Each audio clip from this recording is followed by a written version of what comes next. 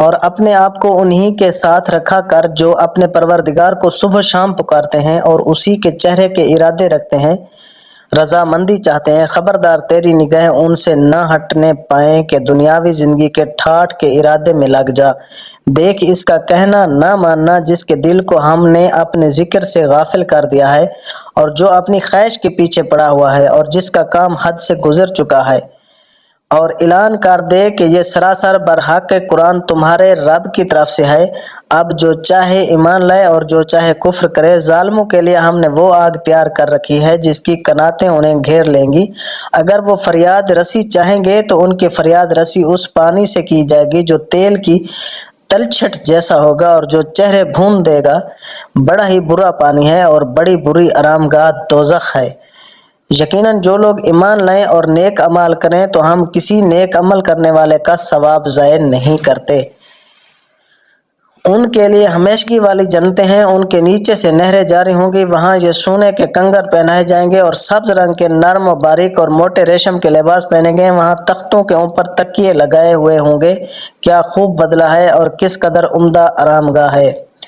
اور انہیں ان دو شخصوں کی مثال بھی سنا دے جن میں سے ایک کو ہم نے 2 باغ انگور کے دے رکھے تھے اور جنہیں کھجوروں کے درختوں سے ہم نے گھیر رکھا تھا اور دونوں کے درمیان کھیتی لگا رکھی تھی۔ دونوں باغ اپنا پھل خوب لائے اور اس میں کسی طرح کی کمی نہ کی، اور ہم نے ان باغوں کے درمیان نہر جاری کر رکھی تھی۔ الغرض اس کے پاس میوے تھے۔ ایک دن اس نے باتوں ہی باتوں میں اپنے ساتھی سے کہا کہ میں تجھ سے زیادہ مالدار ہوں اور جتھے کے اعتبار سے بھی زیادہ مضبوط ہوں۔